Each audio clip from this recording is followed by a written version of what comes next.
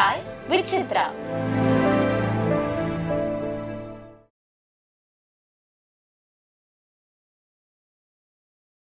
உங்களுடைய வெளிநாட்டு பயணங்களில் உங்களால் மறக்க முடியாத பயணம் அப்படின்னு எந்த பயணத்தை சொல்லுங்கள்?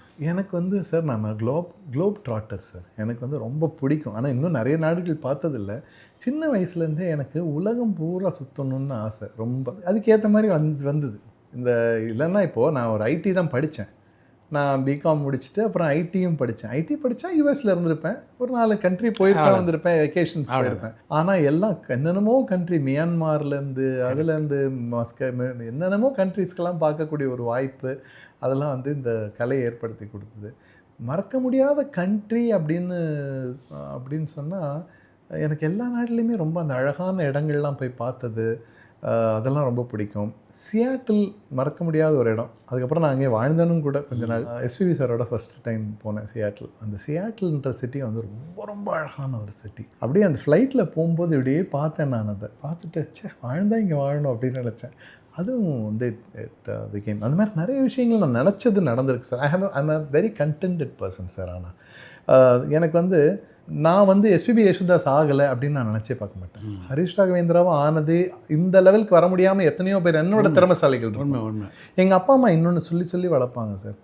எப்போவுமே நினச்சிக்கோ, திறமையிலையும் அழகுலேயும் ஆற்றல்லையும் அறிவுலேயும் அதிகாரத்துலேயும் உன்னை விட அதிகமானவங்க ஏராளமே பேர் இருக்காங்க. உண்மைதான். ஆனால் உனக்கு வாய்ப்பு கிடச்சிருக்கு. என்னோட 10,000 பேர் நல்லா பாடுறான் தமிழ்நாட்டில் அந்த டைம்லேயே இருந்திருப்பான்.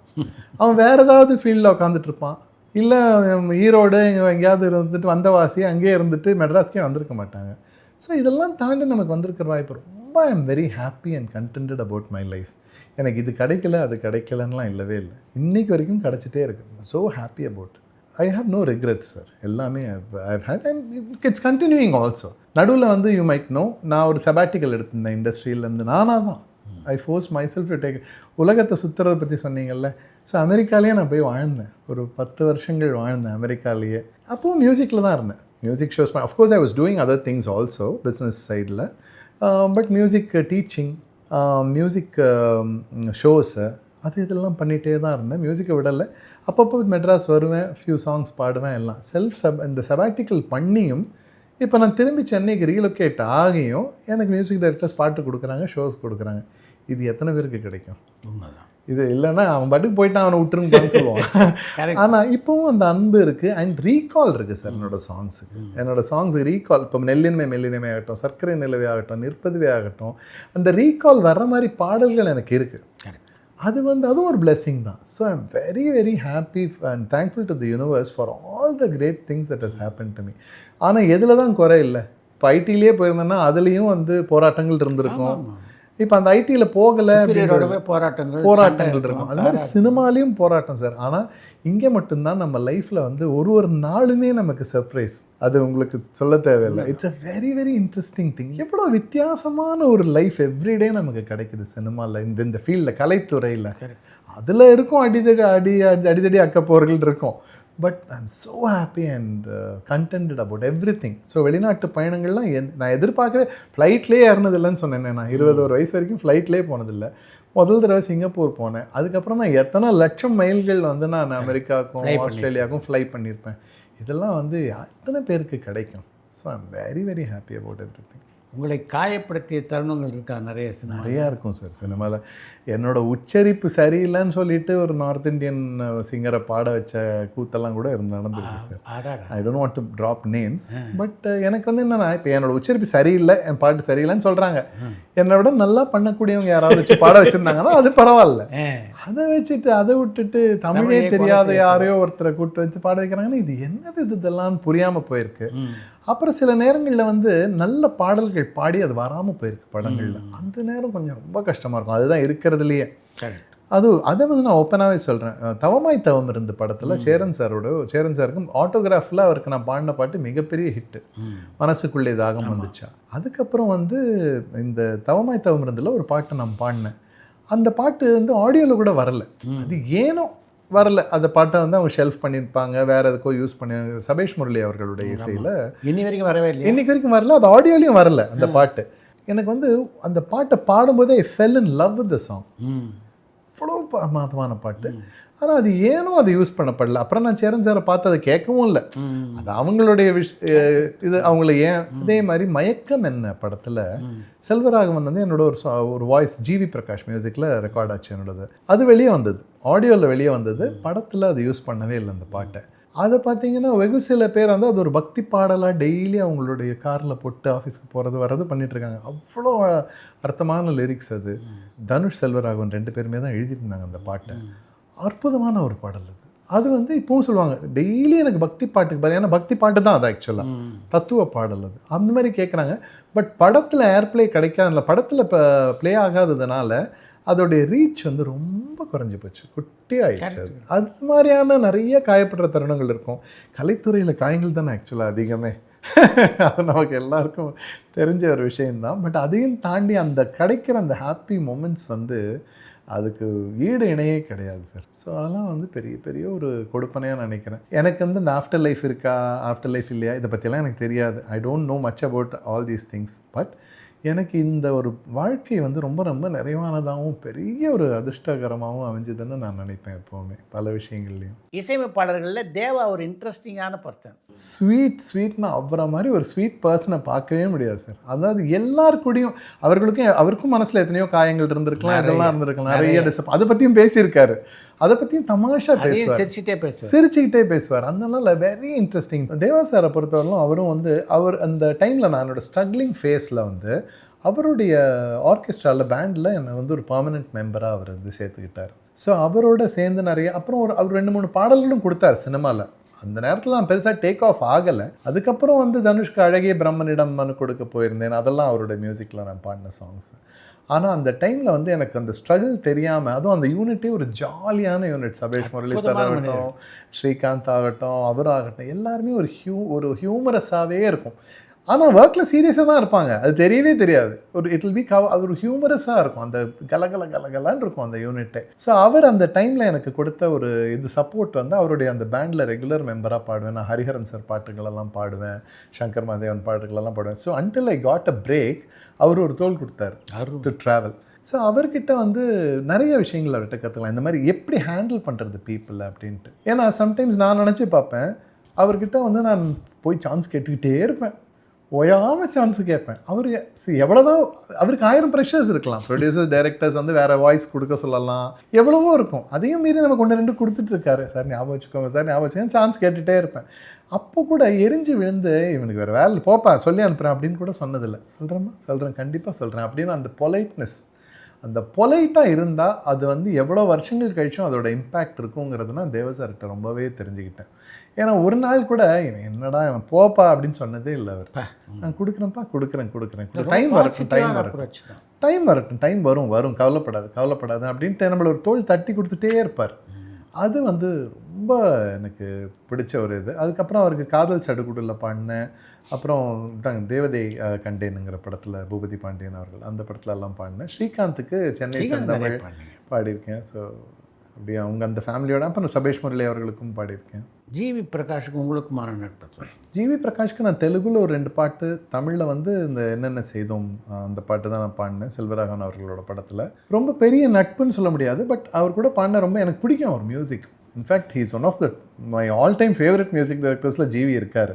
Regardless of he calling me or no, அவ்வளோ ஒரு நாலேஜபிள் பர்சன். எனக்கு ரொம்ப அந்த அவரோட சாங் வந்து நான் பாடாத சாங் கூட நான் ஸ்டேஜில் எடுத்து பாடுவேன்.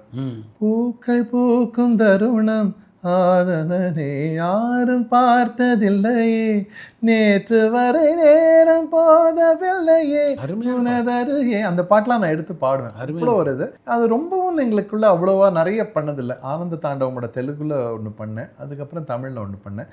I really wish I could Singh more for him. எனக்கு அவ்வளோ பிடிக்கும். That is one reason I want to work. பார்ப்போம்.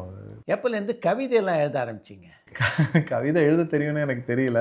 நான் வந்து இந்த ஃபேஸ்புக்கில் நிறைய எழுதுவேன், கட்டுரைகள்லாம் எழுதிட்டே இருப்பேன். ஹியூமர் எழுதுவேன். எனக்கு ஹியூமர் ரொம்ப பிடிச்ச ஒரு சப்ஜெக்ட். எனக்கு இசைக்கு ஈக்குவலாக ஹியூமரும் பிடிக்கும்னு வச்சுக்கோங்களேன். எனக்கு இன்ஃபேக்ட் நீங்கள் யார் ஃபேன் கேட்டால் நான் வந்து நான் கவுண்டமணி ஃபேனுன்னு தான் சொல்லுவேன் சின்ன வயசில். எனக்கு அவ்வளோ அதான் ஹியூமரிஸ்ட்டை பிடிக்கும். எனக்கு பிடிச்சது வந்து கவுண்டமணி ஜனகராஜ், நாகேஷ், விவேக் வடிவேலு இந்த மாதிரியான காமெடியன்ஸோட மிகப்பெரிய ஒரு ரசிகன் நான். ஸோ ஹியூமர் ரொம்ப பிடிக்கும், எழுத்து ரொம்ப பிடிக்கும். ஸோ என்னோடய கட்டுரைகளெல்லாம் பார்த்துட்டு இயக்குனர் அருண் வைத்தியநாதன் அப்படின்னு அவர் யூஎஸ் பேஸ்டு நல்லா தெரியும். அவர் அருண் வைத்தியநாதனை வந்து ரொம்ப நல்லா எழுதினீங்க தலைவா, நீங்கள் சூப்பராக இருக்குது அப்படின்னே பாட்டெலாம் ஏதோ எழுதியிருக்கீங்களா நீங்கள், என்ன இப்போ தான் நீங்கள் ஒரு படம் எடுத்துக்கிட்டு ப்ரொடியூஸ் பண்ணியிருந்தார் ஒரு படம், ஒரு பாட்டு கொடுங்களேன் அப்படின்னு. அப்போ ஃப்ளூட் நவீன் தான் மியூசிக் பண்ணியிருந்தார் அரோரான்ற பேரில். அவரை கூப்பிட்டு எழுத சொன்னாங்க. நான் வந்து டியூன் கொடுத்த உடனேவே டகடகான் பல்லவிகளாக எழுதி கொடுத்துட்டு இருந்தேன். அது அவங்களுக்கு ரொம்ப பிடிக்கும். இவ்வளோ ஃபாஸ்ட்டாக எழுதுனேன், சந்தங்கள் புரியும், அந்த மீட்டர்ஸ் ஆஃப் த சாங் புரியுங்கிறதுனால நல்லா எழுதி கொடுத்துட்டு இருந்தேன். அதில் 2 பாட்டு நான் கல்யாண சமையல் சாதத்தில் வந்தது. அதுக்கப்புறம் உட்காந்து எழுதி தமிழ் கவிதை ஒரு நூலே வந்து எழுதி நான் வெளியிட்டேன். புக் ஃபேரில் 2014 சகாயம் ஐஏஎஸ் அவர்கள் தான் அதை வெளியிட்டார். காதல் கவிதை புத்தகம் அல்ல அப்படின்ட்டு ஒன்று பண்ணேன். அதில் எல்லாமே சோஷியல் இஷ்யூஸ் தான். ரோட்டில் குப்பை போடுறதுலேருந்து என்னென்னமோ ரேண்டம் திங்ஸ் பற்றிலாம் எழுதினேன். அதுக்கப்புறம் வந்து ஒரு 5-6 படம் எழுதினேன். பட்டு பெருசாக வந்து அது என்னென்னா, சில பேருக்கு வந்து பாடகனுக்கு எழுத வருமான்ற ஒரு கொஷின்லேயே இருப்பாங்க. அது கொடுத்து பார்க்கணுன்றது தோன்றதில்லை, அது ஏன் தெரியல. அதனால நான் அவங்களுடைய சந்தேகம் காரணமாகவே ஆதரிக்கிறது. சந்தேகம் அதுதான். ஆனால் சொல்லுவாங்க, ஐயோ என்னங்க ஒரு பல்லவி கொடுக்கறதுக்குள்ளே இப்படி வாலி சார் மாதிரி ஸ்பீடும் சந்தமும் கரெக்டாக புரிஞ்சுக்கிட்டு எழுதுறீங்க அப்படின்னு. ஆனால் அதுக்கப்புறம் வந்து கொடுத்ததில்லை, அவ்வளோதான். இன்னொரு வாலி வராமல் தடுத்துட்டாங்க.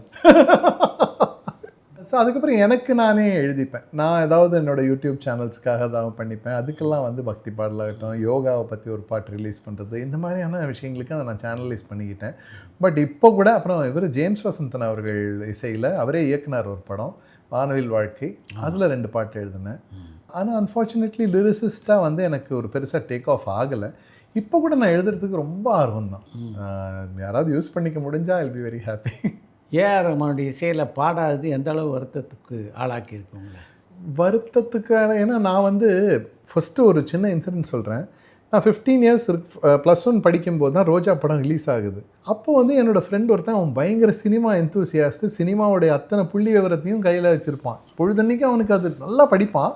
பட் சினிமாவில் இவருடைய 150வது படம் என்னன்னு கேட்டால் சொல்லுவான். அந்த மாதிரி அவன் சத்யராஜ் சாரோட பெரிய ஃபேன். அவன் வாத்தியார் வீட்டு பிள்ளை 100வது படம் வருது, இந்த மாதிரிலாம் அது சொல்லுவான். ஸோ அவன் வந்து என்கிட்ட பேசிகிட்டு இருக்கும்போது திடீர்னு மணிரத்னம் படம் இல்லை ஆடியோ ரிலீஸ் ஆகிருக்கு, அப்துல் ரஹ்மான் ஒருத்தர் மியூசிக் போட்டிருக்காருன்ட்டான். அப்போ அவன் ஏஆர் ரஹ்மான் சொல்ல வரல, அப்துல் ரஹ்மான். நான் சொன்னேன், சரி அப்போ கூகுள் கிடையாது, ஒன்றும் கிடையாது இல்லையா, அதாவது ஈவினிங் போய் தான் பார்க்க முடியும். ஸோ அப்துல் ரஹ்மான்றது கேமராமேன் ஒருத்தரோட பேர். அவர் வந்து இந்த சிங்காரவேலன்லாம் பண்ணியிருக்காரு. அதுவாக இருக்கும்டா, நீ வந்து இதை தப்பாக பார்த்துட்ட. தளபதியில் பார்த்தல சாங்ஸ் எல்லாம் எப்படி மியூசிக் டைரக்டர் எப்படி மாற்றுவாங்க, எப்படி எங்களுக்குள்ளே ஒரு டிஸ்கஷன் போயிட்டுருக்கு. பட் எனக்கு மத்தியானம்லாம் இதுவே ஓடலை. இந்த பாட்டை கேட்டே அவனையும் ஆகுன்றான், புது மியூசிக் டைரக்டர் யாரோ கேசட் வந்திருக்குன்றான் அப்படின்னு சொல்லி உடனே கேசட் கடைக்கு ஓடி போய் அந்த கேசட்டை வாங்கிட்டு வந்து கேட்குறான். அந்த கேசட் பையன் சொல்கிறான், அந்த பையன் பேர் கூட ஞாபகம் மாறி சொல்லலாம், இந்த பாட்டு தாங்க எல்லோரும் கேட்குறாங்க விரும்பி, இப்போ திடீர்னு கேட்குறாங்க, ஏதோ புது மியூசிக் டைரக்டர் அடிச்சிக்கிறாராம் மியூசிக்கு அப்படின்னா. ஸோ போட்டு பார்த்தா அந்த ரோஜா படத்துலேருந்து நான் மேடாக ஒரு 3 மாதம் காலையில் ரோஜா போடுறேன், ஈவினிங் ஸ்கூல்லேருந்து திரும்ப வந்து ரோஜா, நைட்டு ரோஜா. எங்கள் அப்பாவுக்கு வந்து என்னடா இவனுக்கு ஆச்சு, இந்த பாட்டையே கேட்டுட்ருக்கான் பொழுதுன்னைக்கும், இவனுக்கு எதோ ஆயிடுச்சா, அப்சஸ் பேய் பிடிச்ச மாதிரி எதோ ஆயிடுச்சா அப்படின்னு. அந்த அளவுக்கு நான் வந்து ஒரு பெரிய ரஹ்மானுடைய ரசிகன். ஆனால் என்னமோ பாருங்கள், ஒரு டைம் அவருக்கு பாடக்கூடியது வாய்ப்புகள் அமையலை. கேட்டேன், பட் கிடைக்கல. It's up to him.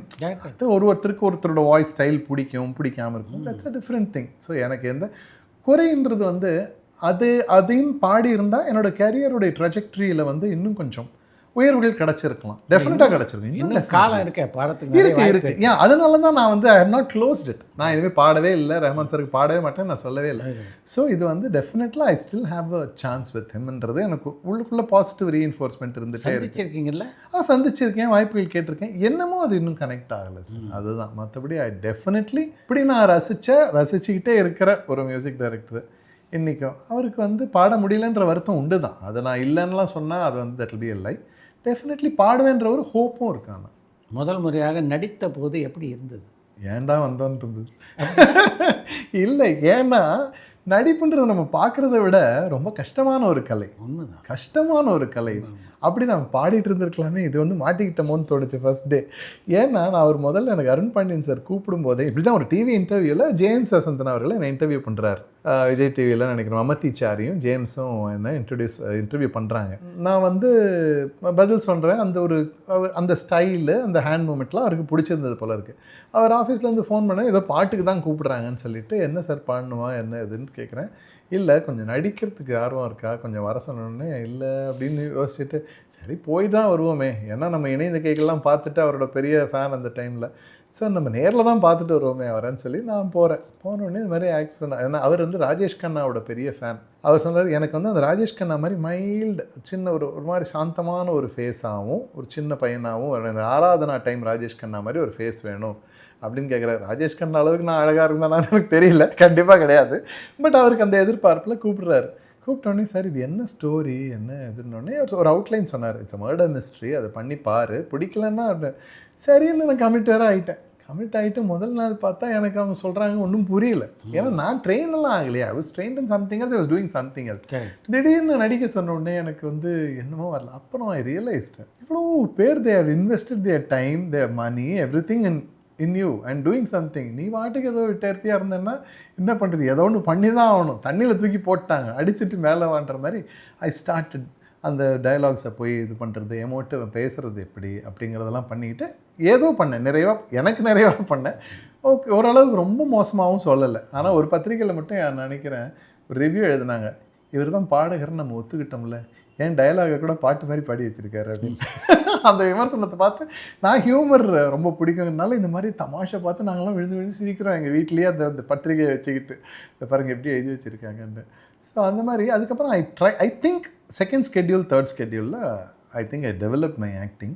But இன்னொரு விஷயம் 2010 அப்புறம் விஜய் ஆண்டனி ஜிவி இவங்கெல்லாம் பண்ணதுக்கப்புறம் தான் இந்த cross over from music field to into acting வந்து ஒரு ஏற்புரியதாக ஒரு அக்செப்டபிளான விஷயமா இருந்தது.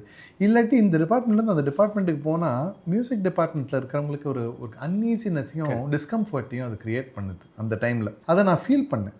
ஏன்னா அதுக்கப்புறமா நடிக்க போயிட்டு ரெக்கார்டிங்க்கு போகும்போது அது அந்த I good feel that in the air, அந்த டிஃப்ரென்ஸு. அண்ட் சம் ரூமர்ஸ், அதாவது இவர் நடிக்க போயிட்டாராம், இனி ஒரு பாட்டுக்கு 1 லட்சம் கொடுத்தா தான் வருவாராம், அந்த மாதிரிலாம் ஒரு சில ரூமர்ஸு. இனிமேல் பாடவே போகிறது இல்லையா, நடிக்க போயிட்டாராம் ஒரு ரேடியா, அந்த மாதிரியான இதெல்லாம் வந்து வேணான்ட்டு பேசாமல் கொஞ்சம் ரெஸ்ட்ரிக்ட் பண்ணிட்டு அதுக்கப்புறம் படங்கள் வந்தது. ஒரு படம் மட்டும் பண்ணேன், அஜித் சாரோட பிரதராக ஒரு திருப்பதி படம் பண்ணீங்களா? பண்ணேன், அது வரல. பட் அஜித் சாருடைய பிரதராக பண்ணேன் திருப்பதியில். அது வந்து என்னென்னா பேரரசர் வந்து தொடர்ச்சியாக பாடல்கள் கொடுத்துருந்தார், கண்ணு கண்ணு தான் கலந்தாச்சு, அதெல்லாம் செம்ம ஹிட் ஆச்சு. ஸோ அவர் முன்னே சரி அஜித் சாரோட தம்பியாக பண்ணி பார்ப்போமே அப்படின்னு சொல்லி பண்ணேன். எத்தனை லட்சம் வேணும்? லட்சம் எப்படி கிடைக்கும்? நமக்கு தான் ஃப்ரெண்ட் சூரி இருக்கானே, ஒரு ஃபோன் போட்டால் போதும். அதோட நான் ஐ ஜஸ்ட் ரெஸ்ட்ரிக்டட், அதுக்கப்புறம் போகல. Maybe if there is a good opportunity now I don't mind. ஏன்னா எனக்கு இப்போ நடிக்கிற கான்ஃபிடென்ஸ் இருக்காண்ணா. ஒரு டைலாக்னா என்ன, அதை எப்படி புரிஞ்சுக்கணும், அந்த கேரக்டரை நம்ம எப்படி உள்வாங்கிக்கணும், இந்த அடிப்படைகள் தெரியும். அதனால் I think I can manage it, pull it off. Tirupati படத்துடைய படப்பிடிப்பில் அஜித் எப்படி உங்களோட பழகினார்? நிறைய விஷயங்கள் பேசுவோம் இந்த பிரேக் டைம்லலாம். விஜய் உங்களுடைய பள்ளி தோழர், பள்ளிக்கூட காலத்தில் அவரோட உங்களுக்கு இருந்த அந்த அனுபவத்தை சொல்லுங்கள். அவர் வந்து ஸ்கூல் படிக்கும்போது வந்து நான் அவர் ஒரு ப்ரீஃப் ஒரு 3 வருஷம் அந்த ஸ்கூலில் படித்தார். அதுக்கப்புறம் நான் வந்து ஐ லாஸ்ட் டச். அதுக்கப்புறம் அவர் அந்த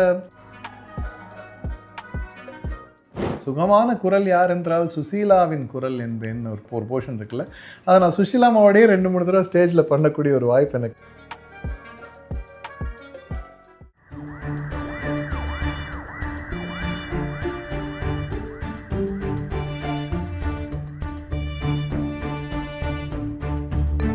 பரபரப்பான சினிமா செய்திகள், நட்சத்திரங்களின் பேட்டிகள், சினிமா வரலாறு ஆகியவற்றை பார்க்கவும் படிக்கவும் உங்களுக்கான இணையதளம் touringtalkies.co.